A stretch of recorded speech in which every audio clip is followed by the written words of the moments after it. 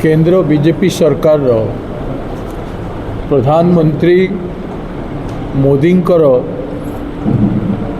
दूरदृष्टि विहीन नीति एवं त्रुटिगत विदेश नीति पाई आज समग्र भारत वर्ष रे हाहाकार होछि। निम्न वर्गर जनसाधारण एवं मिडिल क्लास भाई भौणी माने ए समस्तंकर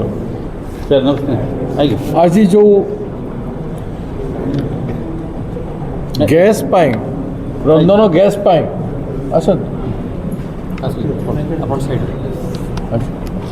रंधन गैस पाई जो प्रक्रिया आज देखा जाउछि प्रत्येक ब्लॉक हेडक्वार्टर देखु समस्त टाउन रे देखु कोटी कोटी भारतवर्षर जनसाधारण हंतसंत हो जाइछन।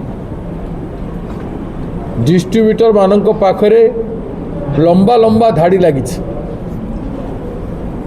कही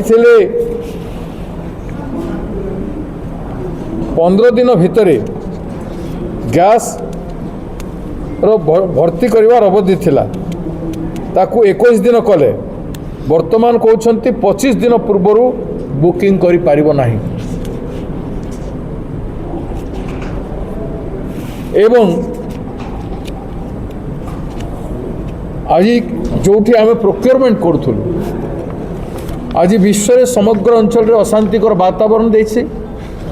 ईरान सहित भारतवर्षर कौन रिलेशन थिला समस्ते जानते एवं ईरान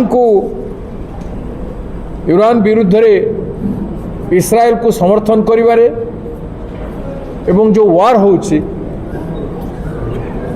से वार जो आमर पड़ोसी राष्ट्र मानक जो आम ऑयल आणुलु से सबुथिरे प्रॉब्लम भयंकर देखा जाउछि एवं गैस आणुलु से प्रॉब्लम भयंकर देखा जाउछि। तेणु आज यूपीए समय रे 437 टंका मात्र थिला आज सेटा 939 टंका को पहुँची। गैस रो मूल्य रंधन गैस रो मूल्य एवं कला बजार रे नहीं नथिबा दर बढ़ी चली।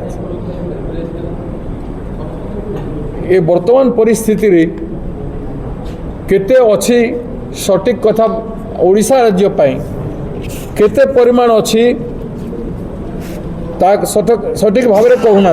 एका माड़के घरे सिलिंडर भर्ती दाम 60 टंका और व्यावसायिक फिलिंग रो मूल्य 115 टंका बढ़ाई देवे। सीधा लोकों को ऊपर लात मारिवार ए सरकार रो काम करछन्ते।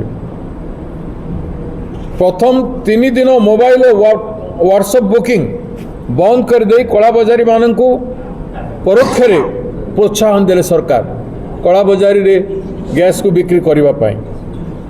डबल इंजिन सरकार रो संडुआसी आक्रमण ऊपर केंद्र एलपीजी उपभोक्ता रोषे घरे निया लगाइबा तले राज्य सरकार जोगाण विभाग कुपरिचालना पाई लोके नाही नथिबा जंत्रणा भोगुछन्ति।